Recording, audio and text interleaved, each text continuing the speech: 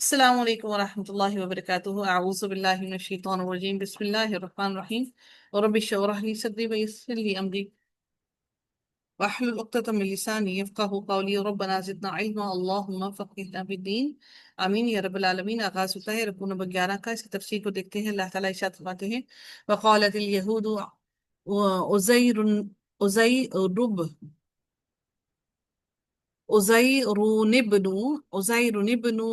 ابن اللہ وقالت النصارى المسیح ابن اللہ۔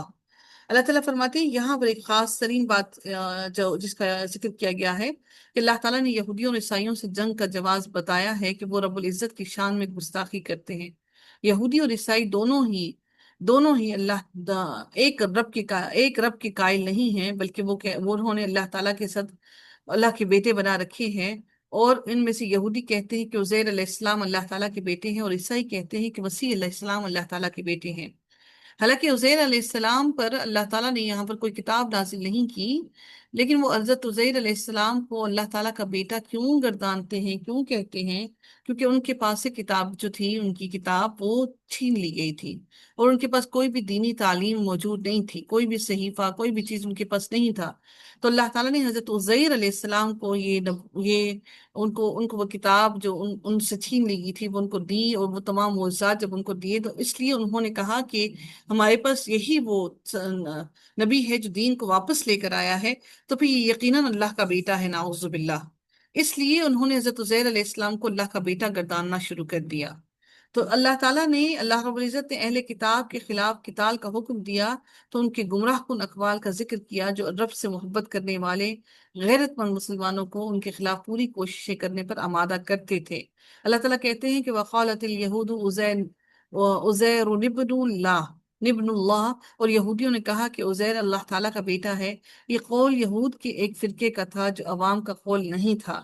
عزیر وہ ہیں جنہیں اللہ تعالیٰ نے 100 سال تک موت دی تھی، پھر انہیں دوبارہ زندہ کیا۔ حضرت عزیر علیہ السلام کو آپ کو معلوم ہوگا کہ اللہ تعالیٰ نے ان کو 100 سال تک ان کو موت دی، پھر ان کو دوبارہ زندہ کیا۔ یہودی انہیں عزرا کا نام دیتے ہیں، عین زال رے الف را کا نام دیتے ہیں۔ بعض اہل علم کہتے ہیں کہ سیدنا عزیر علیہ السلام کے بارے میں اللہ تعالیٰ کا بیٹا ہونے کا دعویٰ کرنے کا سبب یہ تھا کہ جب غیر اسرائیلی مشرک بادشاہوں نے ان پر تسلط حاصل کر کے ان کو تتر بتر کر دیا اور حاملین تورات کو قتل کر دیا جن کے پاس تورات تھی، اس کے بعد انہوں نے عزیر علیہ السلام کو پایا کہ تمام تورات یا اس سے پہلے جتنا بھی حصہ تھا ان کو حفظ تھا۔ تو حضرت عزیر علیہ السلام نے ان کو تورات اپنے حافظہ سے املا کروا دی، اور انہوں نے تورات کو لکھ لیا۔ تو انہوں نے پھر حضرت عزیر علیہ السلام کے بارے میں یہ بدترین دعویٰ کیا کہ حضرت عزیر علیہ السلام نعوذ باللہ اللہ تعالیٰ کے بیٹے ہیں۔ تو یہ آیت کریمہ دلیل ہے کہ یہودیوں کو ان کی سرکشی نے یہاں تک پہنچا دیا کہ انہوں نے اللہ تعالیٰ کی عظمت اور اللہ تعالیٰ کے ساتھ حضرت عزیر علیہ السلام کو ان کا شریک بنانے کی کوشش کی۔ اللہ تعالیٰ پھر فرماتے ہیں کہ عیسائیوں کے بارے میں کہ اور عیسائیوں نے کہا کہ مسیح اللہ تعالیٰ کا بیٹا ہے۔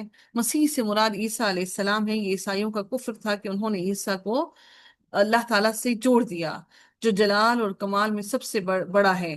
سیدنا ابن عباس نے خبر دی کہ انہوں نے حضرت عمر رضی اللہ تعالیٰ عنہ کو ممبر پر یہ کہتے ہوئے سنا کہ میں نے نبی اکرم صلی اللہ علیہ وسلم سے سنا، آپ نے فرمایا مجھے میرے مرتبے سے زیادہ نہ بڑھاؤ، جیسے عیسیٰ ابن مریم کو نصارہ نے ان کے مرتبے سے زیادہ بڑھا دیا۔ میں تو صرف اللہ تعالیٰ کا بندہ ہوں، اس لیے یہی کہا کرو میرے متعلق کہ میں اللہ تعالیٰ کا بندہ اور اس کا رسول ہوں۔ یعنی وہ بات جو یہودی اور عیسائی کہتے ہیں میرے سے وہ باتیں مت جوڑو، مت منسوب کرو۔ قولہم بافواہہم، یہ ان کے اپنے منہوں کی بات ہے، ان کے اپنے منہوں کی بات ہے، یعنی بے دلیل بات ہے۔ ایسے شخص کی بات ہے جس کو کچھ پتہ نہیں کہ اس نے کیا بولا ہے اور کس کے لیے بولا ہے، نہ وہ عقل سے کام لیتا ہے کہ اگر وہ عقل سے کام لے تو ایسے کام عقل اس کو کرنے ہی نہ دے، ایسی بات کہنے ہی نہ دے۔ اللہ تعالیٰ پھر اگلے حصے میں آیت کے ارشاد فرماتے ہیں یضاہئون قول الذین کفروا من قبل۔ اللہ تعالیٰ فرماتے ہیں وہ ان لوگوں کی بات کی مشابہت کرتے ہیں جنہوں نے ان سے پہلے کفر کیا، یعنی ماضی میں اپنے مشرک آباء و اجداد کے قول کی مشابہت کرتے ہیں جو کہتے تھے کہ فرشتے اللہ تعالیٰ کی بیٹیاں ہیں۔ دونوں اقوال باطل اور مشابہ ہیں۔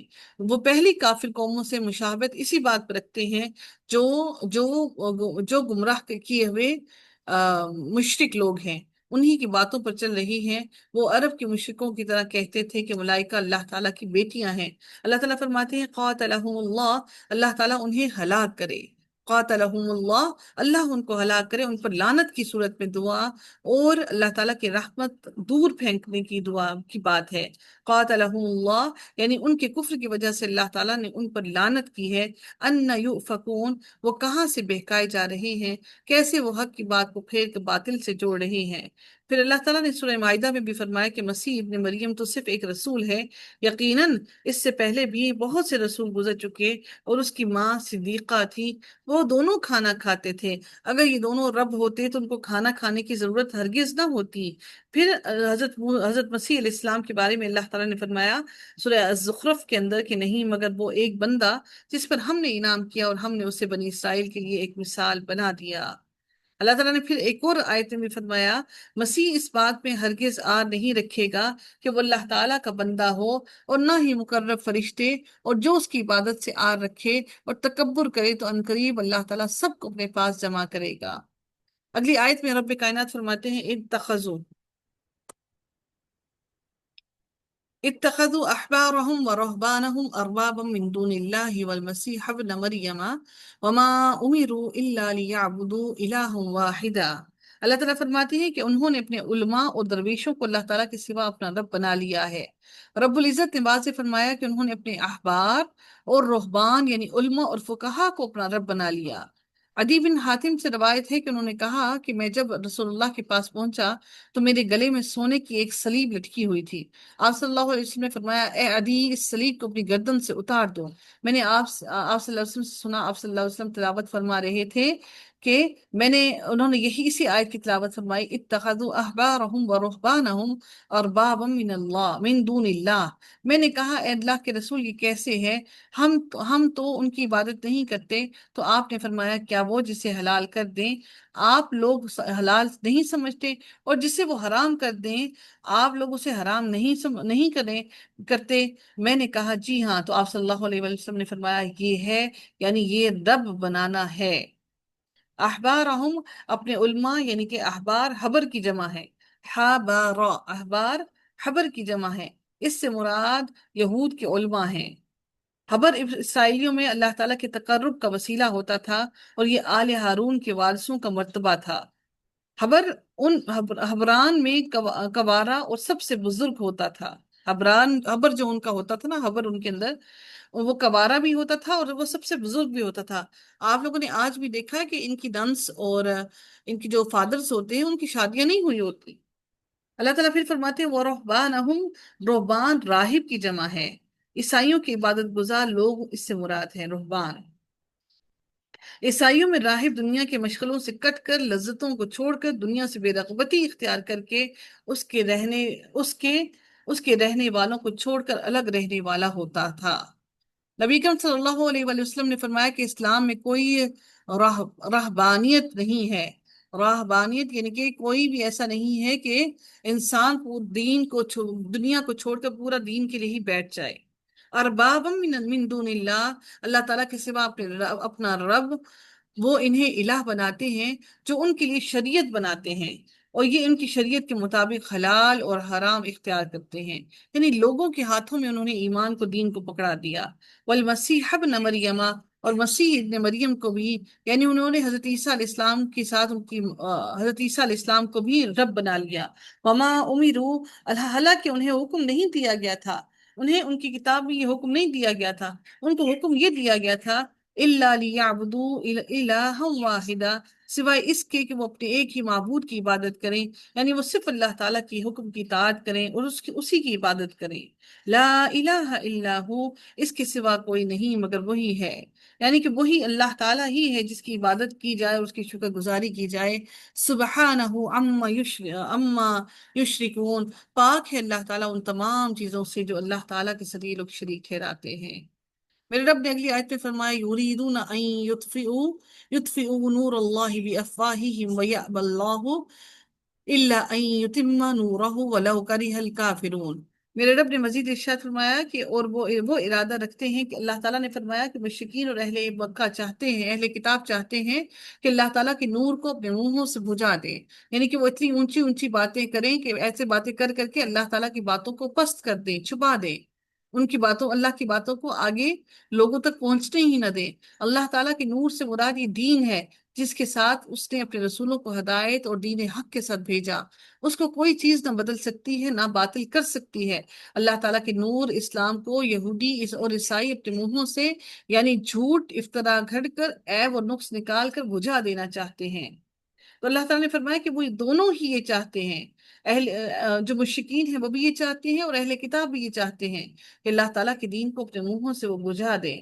اللہ تعالیٰ نے یہود اور نصارہ کی خواہشوں اور ارادوں کے مقابلے میں فرمایا وَيَأْبَى اللَّهُ إِلَّا أَن يُتِمَّ نُورَهُ وَلَوْ كَرِهَ الْكَافِرُونَ، اور اللہ تعالیٰ نہیں مانتا مگر یہ کہ وہ اپنے نور کو پورا کرے، اور اگر چاہ کہ کافر لوگ برا جانے، اللہ تعالیٰ کا وعدہ ہے کہ وہ اپنے نور کو پورا کر کے رہے گا، اپنے دین کو پھیلا کر رہے گا۔ تو آپ کا اور میرا اس میں کوئی عمل دخل نہیں ہے کہ ہم اگر قرآن کے لیے بیٹھے ہیں، قرآن کو سیکھ رہے ہیں، سکھانے کی کوشش کر رہے ہیں، تو یقیناً اس میں ہمارا کوئی عمل دخل نہیں ہے۔ یہ اللہ تعالیٰ ہی اپنے بندوں سے کام کرواتا ہے اور وہ اپنے بندوں کو چنتا ہے ان کاموں کے لیے۔ اللہ تعالیٰ مزید فرماتے ہیں هو الذی ارسل رسولہ بالہدی ودین الحق لیظہرہ علی الدین کلہ ولو کرہ المشرکون۔ اللہ تعالیٰ فرماتے ہیں کہ وہی ہے، هو الذی ارسل رسولہ، وہی ہے جس نے اپنے رسول کو بھیجا، وہی ہے جس نے اپنے رسول یعنی محمد کو بھیجا بالہدی ہدایت کے ساتھ، نفع بخش علم کے ساتھ۔ اللہ تعالیٰ نے سورہ بقرہ میں بھی فرمایا ذالک الکتاب لا ریب فیہ ھدی للمتقین ودین الحق، اور دین حق کے ساتھ۔ دین حق عمل صالح کا نام ہے۔ اللہ تعالیٰ نے نبی اکرم صلی اللہ علیہ وآلہ وسلم کو جو دین دے کر مبعوث فرمایا وہ اللہ تعالیٰ کے اسماء و صفات، اس کے افعال اور اس کے احکام کے بارے میں باطل سے حق کو واضح کرنے والا دین ہے، جو بدن، روح اور دل کے لیے نفع بخش ہے اور اس کی اصلاح کرتا ہے، ہر چیز کی بیک وقت اکٹھے اصلاح کرتا ہے، لِيُظْهِرَهُ عَلَى الدِّينِ كُلِّهِ، تاکہ وہ اس کو ہر دین پر غالب کر دے، تاکہ دین اسلام سارے ادیان پر غالب آ جائے۔ سیدنا ثوبان بیان کرتے ہیں کہ رسول اللہ صلی اللہ علیہ وآلہ وسلم نے فرمایا میرے لیے زمین لپیٹ دی گئی یہاں تک کہ میں نے اس کے مشارق اور مغارب دیکھ لیے، اور عنقریب میری امت کا اقتدار اس زمین تک پہنچے گا جو میرے لیے لپیٹ دی گئی۔ نبی اکرم صلی اللہ علیہ وسلم نے یہ بھی فرمایا کہ یہ دین وہاں تک پہنچ جائے گا جہاں دن اور رات ہے۔ اللہ تعالیٰ معزز کو عزت اور ذلیل کو ذلت دے کر شہر اور دیہات کے ہر ہر گھر میں اس دین کو داخل کر دے گا۔ عزت سے مراد وہ عزت ہے جس کے ساتھ اللہ تعالیٰ اسلام کو معزز کر دے گا، اور ذلت سے مراد وہ ذلت ہے جس کے ساتھ اللہ تعالیٰ کفر کو ذلیل کر دے گا۔ سیدنا تمیم داری اس حدیث کو بیان کرنے کے بعد فرمایا کرتے تھے کہ میں نے اس بات کو خود اپنے اہل خانہ میں مشاہدہ کر لیا کہ ان میں سے جو مسلمان ہوا اللہ تعالیٰ نے اسے خیر اور بھلائی اور عزت اور شرف سے نوازا، اور جو حالت کفر پر رہا اللہ تعالیٰ نے اسے ذلت اور رسوائی سے دوچار کر کے جزیہ ادا کرنے پر مجبور کر دیا۔ وَلَوْ كَرِهَ الْمُشْرِكُونَ، اگرچہ کہ مشرک لوگ اس کو برا جانے، پھر بھی وہ چاہے اسلام کو جتنا بھی برا کیوں نہ جانے، اللہ تعالیٰ اس اسلام کو پوری دنیا میں پھیلا کر رہے گا۔ اس لیے اللہ تعالیٰ کا یہ جو دین ہے ہم اس دین کو پھیلانے کی کوشش میں ہیں، اور یہ ہم سب پر لازم ہے، یہ ہم سب پر فرض عائد ہوتا ہے، کیونکہ اللہ نے اب کسی نبی کو نہیں بھیجنا۔ اللہ تعالیٰ نے اب ہمیں اس دین کو پھیلانے کے لیے تاکہ ہم اس دین کو صحیح معنوں میں صحیح طریقے سے پہلے خود سمجھیں پھر آگے لوگوں تک اس کو پہنچائیں۔ یا ایھا الذین آمنوا ان کثیرا من الاحبار والرہبان لا یأکلون اموال الناس۔ اللہ تعالیٰ پھر فرماتے ہیں اگلی آیت کے اندر کہ اے لوگوں جو ایمان لائے ہو، اللہ تعالیٰ نے ان لوگوں کو بچانے کے لیے جو اللہ تعالیٰ پر، اس کے رسولوں، اس کی کتابوں، اس کے فرشتوں اور آخرت کے دن پر یقین رکھتے ہیں ڈرایا ہے۔ ان کثیرا من الاحبار والرہبان، یقیناً بہت سے علماء اور درویش، احبار سے مراد علماء اور رہبان سے مراد عبادت گزار ہیں، وہ کیا کرتے ہیں لَيَأْكُلُونَ أَمْوَالَ النَّاسِ بِالْبَاطِلِ، بلا شبہ لوگوں کے اموال باطل طریقے سے کھاتے ہیں۔ وہ لوگوں کے مال باطل یعنی ظلم سے کھاتے ہیں، جیسے رشوت، مغفرت کے ساتھ اور مغفرت کی سرٹیفکیٹ کے ساتھ۔ وہ کہتے ہیں کہ ہمیں مغفرت کا سرٹیفکیٹ ملا ہوا ہے۔ وَيَصُدُّونَ عَن سَبِيلِ اللَّهِ، اور انہیں اللہ تعالیٰ کے راستے سے روکتے ہیں، وہ لوگوں کو دین اسلام میں داخل ہونے سے روکتے ہیں، وہ لوگوں کو محمد کی اتباع سے روکتے ہیں، اللہ تعالیٰ کے راستے سے روکنے کے لیے اسلام کے بنیادی امور میں شک پیدا کرتے ہیں۔ وہ کہتے ہیں کہ یہ غلط رستہ ہے، وہ صحیح دین پر چلنے کے لیے لوگوں کو روکتے ہیں، اور وہ کہتے ہیں کہ شاید یہ تمہیں اپنے راستے سے بھٹکا دیں گے۔ رسول اللہ صلی اللہ علیہ وسلم نے فرمایا کہ تم یقیناً اپنے سے پہلے امتوں کی ایک ایک بالشت اور ایک ایک گز میں پیروی کرو گے، یعنی ان کی ایک ایک روش کو اپناؤ گے، حتیٰ کہ اگر وہ بل میں گھس جائیں تو تم بھی ان کے پیچھے بل میں گھس جاؤ گے۔ سیدنا ابو سعید خدری بیان کرتے ہیں کہ ہم نے کہا، اے اللہ کے رسول، کیا ان لوگوں سے آپ کی مراد یہود اور نصارہ ہیں؟ آپ صلی اللہ علیہ وآلہ وسلم نے فرمایا، تو اور کون ہے؟ اب آپ سوچئے کہ کیا ہم یہود اور نصارہ کے پیچھے پیچھے پیچھے نہیں چل رہے؟ نبی اکرم صلی اللہ علیہ وسلم نے فرمایا کہ وہ اگر بل میں بھی گھس جائیں تو تم بھی اسی بل کے اندر گھس جاؤ گے، یعنی گندگی کے بل کے اندر۔ دیکھیں کہ وہ گندگی کا بل ہے، اس کے اندر گھس جائیں تو تم بھی اس کے پیچھے گھس جاؤ گے۔ والذین یکنزون الذہب والفضہ، اور جو لوگ سونے اور چاندی کا خزانہ بنا رکھتے ہیں، سیدنا ابن عمر فرماتے ہیں کہ کنزن وہ مال ہے جس کی زکوٰۃ نہ دی جائے، زکوٰۃ ادا کرنے کے بعد مال کنز نہیں رہتا، خواہ وہ کتنی ہی زمینوں کے نیچے دفن ہو، مدفون ہو، اور اگر اس کی زکوٰۃ ادا کر دی جائے تو پھر وہ کنز نہیں رہتا۔ اب یہ وہ مال ہے، یکنزون خزانہ بنا کر رکھتے ہیں، جو مال جمع کرتے ہیں اس کا خزانہ بنا کر رکھتے ہیں اور اس مال کا حق ادا نہیں کرتے۔ وَلَا يُنْفِقُونَهَا فِي سَبِيلِ اللَّهِ، اور اسے اللہ تعالیٰ کے راستے میں خرچ نہیں کرتے، یعنی اس کی زکوٰۃ ادا نہیں کرتے۔ فی سبیل اللہ، اللہ تعالیٰ کے راستے میں وہ ادا نہیں کرتے، اللہ کی رضا کے لیے جہاد، فقراء اور مساکین کو کھانا کھلانا وغیرہ۔ ثوبان کہتے ہیں کہ جب سونے اور چاندی کے بارے میں آیت اتری تو لوگ کہنے لگے کہ اب کون سا مال ہم اپنے لیے رکھیں؟ حضرت عمر نے کہا کہ میں اسے تمہارے لیے معلوم کر کے آتا ہوں، اور اپنے اونٹ پر سوار ہو کر اسے تیز دوڑایا، اور نبی اکرم صلی اللہ علیہ وسلم سے کے پاس پہنچے، میں بھی آپ کے پیچھے تھا۔ انہوں نے عرض کیا، اللہ کے رسول، ہم کون سا مال رکھیں؟ آپ نے فرمایا، تم میں سے ہر کوئی شکر کرنے والا دل، ذکر کرنے والا زبان اور ایمان والی بیوی رکھے جو اس کی آخرت کے کاموں میں مدد کرے۔ فَبَشِّرْهُمْ بِعَذَابٍ عَلِيمٍ، تو آپ انہیں دردناک عذاب کی خوشخبری دے دیں۔ سیدنا ابن عمر فرماتے ہیں کہ مطلق مال جمع کرنے پر یہ وعید اس وقت تھی جب زکوٰۃ فرض نہیں ہوئی تھی، پھر زکوٰۃ فرض کر کے اللہ تعالیٰ نے اسے مالوں کی پاکیزگی کا ذریعہ بنا دیا۔ یعنی اس سے پہلے حکم نہیں تھا کہ مال کو جمع کریں، لیکن جب زکوٰۃ کی آیت آ گئی، زکوٰۃ فرض کر دی گئی، تو پھر اس کے بعد یہ وعید نہیں رہی۔ اللہ تعالیٰ پھر اگلی آیت میں مزید ارشاد فرماتے ہیں، یوم یحمى علیہا فی نار جہنم فتکوی بہا جباہہم وجنوبہم وظہورہم۔ اللہ تعالیٰ فرماتے ہیں جس دن اس مال کو جہنم کی آگ میں تپایا جائے گا جو مال جمع کیا تھا، زکوٰۃ نہیں دی تھی، یعنی ان کے مال، ان کے سونے اور ان کے چاندی پر جہنم کی آگ دہکائی جائے گی، جس سے مال والے کو داغا جائے گا، اسی مال سے ان کے مال والوں کو داغا جائے گا۔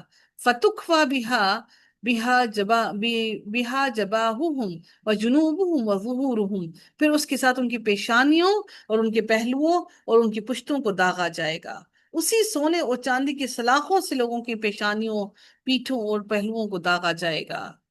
اللہ تعالیٰ فرماتے ہیں، ہَذَا مَا كَنَزْتُمْ لِأَنفُسِكُمْ، یہی ہے جو تم نے اپنے لیے خزانہ بنایا تھا، یہی ہے وہ خزانہ جسے تم نے اپنے لیے بنایا تھا۔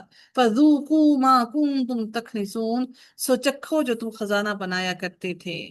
حضرت ابو ہریرہ بیان کرتے ہیں کہ رسول اللہ نے فرمایا، اگر کوئی سونے یا چاندی کا مالک اس کا حق یعنی زکوٰۃ ادا کرے گا تو قیامت کے دن اس کے لیے آگ سے اس چاندی اور سونے کے تخت بنائے جائیں گے، پھر دوزخ کی آگ سے انہیں خوب گرم کر کے اس کے پہلو، پیشانی، یعنی کہ جو زکوٰۃ ادا نہیں کرے گا، قیامت کے دن جہنم کی آگ سے اس کی چاندی اور سونے کے تخت بنائے جائیں گے، پھر وہ دوزخ کی آگ سے انہیں خوب گرم کر کے اس کے پہلو، پیشانی اور پیٹھ پر داغے جائیں گے۔ جب وہ ٹھنڈے ہو جائیں گے تو دوبارہ گرم کر دیے جائیں گے، اس روز جس کی مقدار 50,000 سال کے برابر ہے۔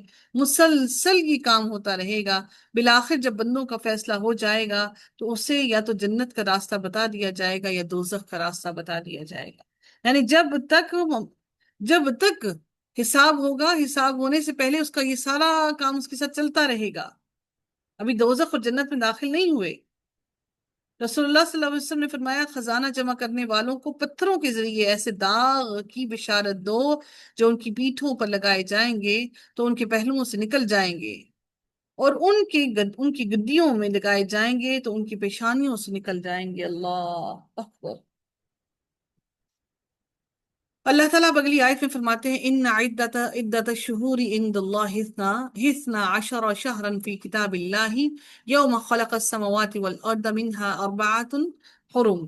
اللہ تعالیٰ فرماتے ہیں، اب اس آیت کے اندر کیا ارشاد ہوتا ہے کہ بے شک اللہ تعالیٰ کے نزدیک مہینوں کی تعداد 12 مہینے ہے۔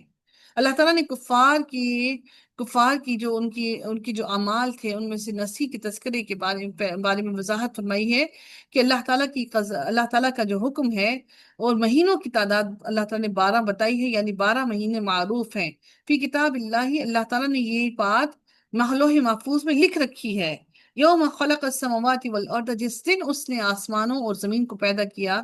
اللہ تعالیٰ نے جب اس کی تخلیق کی تو رات اور دن کا سلسلہ جاری کیا، اوقات کی مقدار مقرر کی اور ان کو 12 مہینوں میں تقسیم کیا۔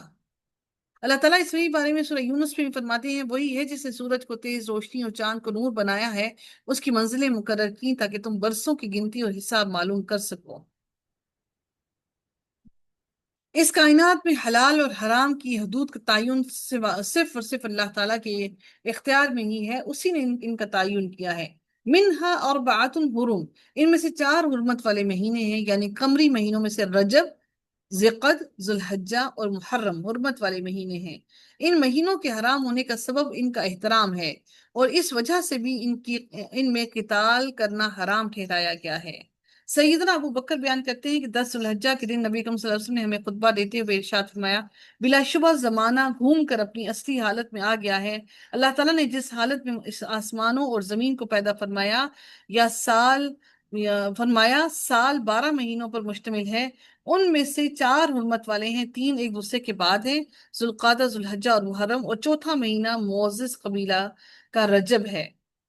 معزز ایک قبیلے کا نام تھا، معزز نہیں، معزر ایک قبیلے کا نام تھا جو جمادہ اور شوبان کے درمیان ہے۔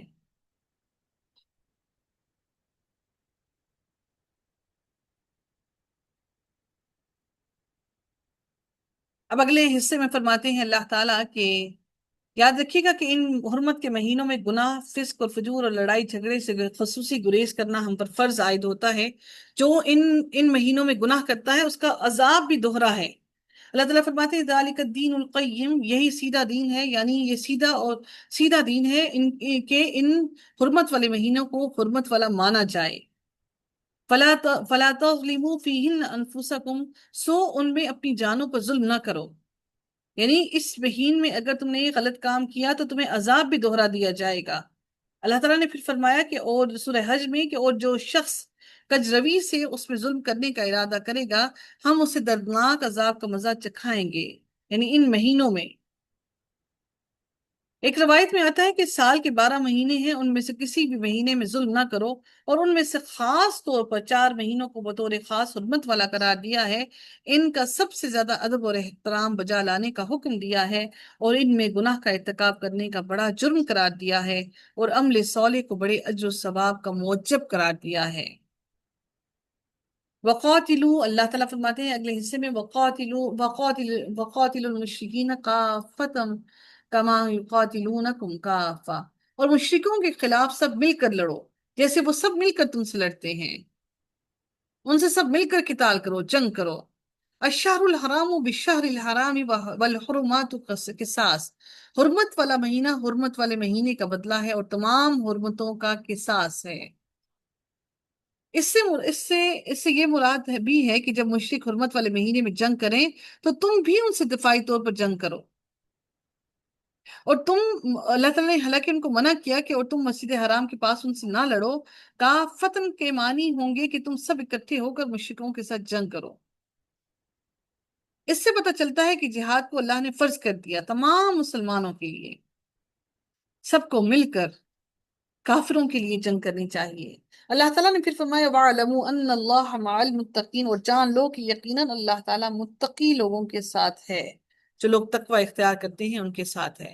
إِنَّمَا النَّسِيءُ زِيَادَةٌ فِي الْكُفْرِ يُضَلُّ بِهِ الَّذِينَ كَفَرُوا يُحِلُّونَهُ عَامًا وَيُحَرِّمُونَهُ عَامًا عامل لیواطئوا عدت ما حرم اللہ تعالیٰ فرماتے ہیں کہ یہاں پر خاص طور پر کہ اس آیت میں اللہ تعالیٰ نے مشرکوں کی مذمت فرمائی ہے کہ وہ اللہ تعالیٰ کی شریعت میں اپنی فاسد آراء کے ساتھ تصرف کرتے، اپنی بیہودہ خواہشات کے ساتھ اللہ تعالیٰ کے احکامات کو بدل دیتے، اور اللہ تعالیٰ نے جسے حرام قرار دیا ہے اسے حلال، اور جسے حلال قرار دیا ہے اسے حرام قرار دیتے تھے۔ انما النسیء سے مراد کیا ہے کہ در حقیقت مہینوں کا پیچھے کر دینا، النسیء سے مراد تاخیر ہے۔ یہ اہل جاہلیت کے حرام مہینوں سے متعلق بدعت تھی۔ مشرکوں کو جب حرام مہینوں میں جنگ کی ضرورت پڑتی تو وہ حرام مہینوں کی گنتی کو پورا کر رکھتے اور ان مہینوں کو آگے پیچھے کر دیتے، یعنی حرام مہینوں کو حلال اور حلال مہینوں کو حرام کر دیتے تھے۔ سمجھ لیا آپ نے کہ وہ مہینوں اپنی مرضی سے مہینے آگے پیچھے کر کے ان مہینوں کو حلال اور حرام کر دیتے، ان کو ان کی تحریف کر لیتے۔ فار ایگزامپل اس طرح سے رجب کا مہینہ حرمت والا ہے تو وہ مہینوں کو آگے پیچھے کر دیتے، کبھی رجب آیا ہی نہیں، کوئی لکھے ہوئے کیلنڈرز تو ان کے پاس موجود نہیں تھے، تو یہ لوگ کیا کرتے تھے کہ حرمت کی گنتی، حرمت کے مہینوں کی گنتی آگے پیچھے کر لیتے۔ زیادتن فی الکفر، کفر میں زیادتی ہے۔ اللہ تعالیٰ نے حالانکہ حرمت کے مہینے اللہ نے قرار دیے، تو اللہ تعالیٰ فرماتے ہیں کہ یہ کفر میں زیادتی ہے ان کے۔ رب العزت نے ان کے رویے کے بارے میں واضح فرمایا کہ کفر اور گمراہی میں اضافے والا رویہ ہے ان کا۔ یضل به الذین کفروا یحلونہ عاما ویحرمونہ عاما، جس کے ساتھ وہ لوگ گمراہ کیے جاتے جنہوں نے کفر کیا، ایک سال اسے حلال کر دیتے، یا پھر وہ دنوں کو آگے پیچھے کر لیتے تھے مہینوں کو، یا پھر وہ کیا کرتے کہ ایک سال محرمت کے مہینوں کو حلال کر لیتے اور ایک سال اس کو حرام کر دیتے تھے۔ سیدنا ابن عباس کہتے ہیں کہ ابو ثمامہ جنادہ بن عوف بن امیہ کنانی ہر سال حج کے لیے آتا تھا اور اعلان کراتا تھا کہ ابو ثمامہ کی بات کو کوئی رد نہیں کر سکتا، اس کی بات میں کوئی عیب نہیں نکال سکتا۔ یاد رکھو پہلے سال کا سفر حلال ہے اور دوسرے سال کا حرام، یہ ایک سال کا محرم حرام سمجھتے تھے اور دوسرے سال کا حلال سمجھتے تھے۔ اللہ تعالیٰ نے ایسی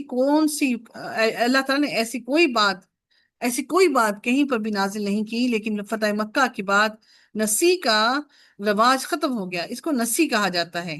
یہ جو رواج انہوں نے بنا لیا تھا نا، یہ جو لفظ ہم نے یہاں پر پڑھا ہے انما النسیء، نسیء، یہ انہوں نے اپنے پاس سے رواج بنا لیا تھا۔ اس رواج کو جو ایک سال حرام اور ایک سال حلال کرنا، اس رواج کو نسی کہا جاتا ہے۔ اللہ تعالیٰ نے کہا کہ ایسا کوئی بھی ایسا اللہ نے کوئی بھی قانون نہیں بنایا، لیکن فتح مکہ کے بعد نسی کا رواج ختم ہو گیا اور تمام مہینے اپنی جگہ پر آ گئے، کیونکہ کعبہ کا انتظام رسول اللہ صلی اللہ علیہ وآلہ وسلم کے ہاتھ میں آ گیا۔ اللہ تعالیٰ فرماتے ہیں لی یواطئوا عدت ما حرم اللہ، تاکہ اللہ تعالیٰ نے جو حرام کیا ہے اس کی تعداد پوری کریں۔ انہوں نے اپنی غلط اور فاسد آراء کو دین میں داخل کر کے دین میں رد و بدل کر دی۔ فَيُحِلُّ مَا حَرَّمَ اللَّهُ، پھر جسے اللہ تعالیٰ نے حرام کیا اسے حلال کر لیں، انہوں نے حلال کو حرام اور حرام کو حلال کر دیا۔ زُيِّنَ لَهُمْ سُوءُ أَعْمَالِهِمْ، ان کے برے اعمال ان کے لیے خوشنما بنا دیے گئے، اور شیاطین نے ان کے سامنے برے اعمال کو مزین کر دیا۔ وَاللَّهُ لَا يَهْدِي الْقَوْمَ الْكَافِرِينَ، اور اللہ تعالیٰ کافروں کو ہدایت نہیں دیتا۔ اللہ تعالیٰ نے خبر دے دی کہ کافروں کو اللہ تعالیٰ ہرگز ہدایت نہیں دیتا۔ وآخر دعوانا الحمد للہ رب العالمین، صلی اللہ تعالی علی خیرہ خلقہ اجمعین برحمتک یا ارحم الراحمین، رب ارحمہما کما ربیانی صغیرا، سبحانک اللہم وبحمدک، نشہد ان لا الہ الا انت، نستغفرک ونتوب الیک۔ السلام علیکم ورحمۃ اللہ وبرکاتہ۔ اللہم اغفر للمؤمنین والمؤمنات، آمین یا رب العالمین۔